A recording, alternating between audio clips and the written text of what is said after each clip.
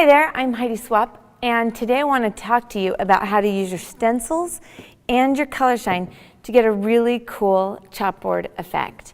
Now, you guys know that the chalkboard trend is all the rage, and even I jumped on the bandwagon. This is some of the little tags from my brand new Christmas release, my first ever Christmas release that's entitled Believe.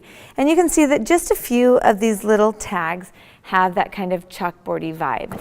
And so I was inspired by that chalkboard look to use my stencils and kind of mimic that fun, imperfect black and white look on a little Christmas album. So I'm going to show you how I did that. What you're going to need is a little bit of white acrylic paint, and I just like to put like a little nickel size amount onto my craft mat, and then also about the same size amount of Mod Podge.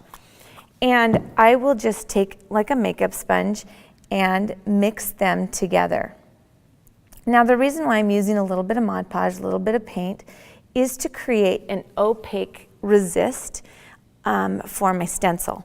So this is actually a really well loved and used 6x6 stencil, and these are so much fun. My stencils are quite durable.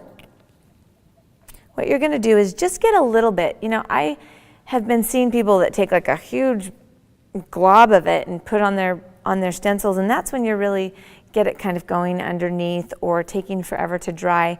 So you're just going to take a little bit of the stencil, and then I also see people kind of pounce, try to pounce the we call this gunk. Try to pounce it onto the stencil, and that also may cause the stencil to pull up and cause the gunk to get underneath. We don't want that.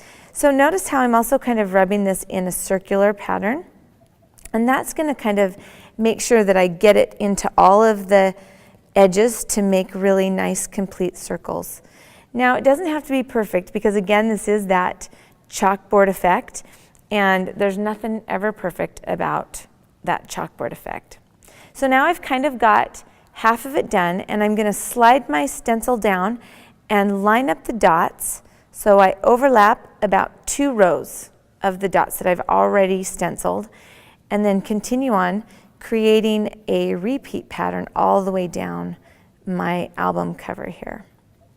These wooden albums are so much fun to use with the stenciling and the color shine. It's my favorite go-to item. All right, so there I've done really quickly and easily, and hopefully you can kind of see how that whole album is covered with the white dots. Now, ideally at this point, it would be good for you to take a heat tool and make sure that the dots have really dried, and that's going to produce the best resist effect. It takes a few minutes, and especially if you've got kind of heavy amount of gunk, but if it's nice and thin, it should dry relatively quick. All right, now I'm going to take my black velvet color shine, but you could use any of the colors. The black is the more traditional of the chalkboard look, but of course any color goes now for chalkboard, so that's kind of fun too. All right, you want to make sure that you shake it really good, and you're going to watch as I spray that I'm pushing all the way down. Sometimes if you do just halfway down, you get kind of some sputters, but if you press all the way down, then you're going to really force the color shine to come out at a nice velocity. And you're also going to notice that I'm moving my hand as I spray, because what that's going to do is evenly distribute the spray as I'm spraying it. All right, let's see how we do here. All right, now this black, because it is my most heavy color shine, sometimes it just takes an extra minute for my sprayer to come back up. The black and the bronzer is the only one that kind of stalls in between, so you should know that when you use the black and the bronzer. All right, so it doesn't mean it's getting stuck, it just means that it takes a minute for it to recalibrate or get the pressure build up so that it can fire again.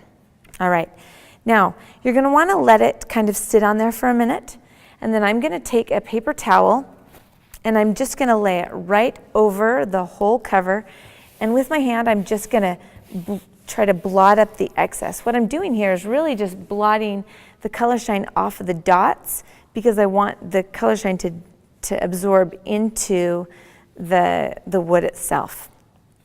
So now you can see that I have this really fun chalkboard effect, and you can use any stencil and any color, and it's just really a fun thing that matches all the cool chalkboard trends. So thanks for joining me for today's tip, and grab yourself some stencils and give it a try.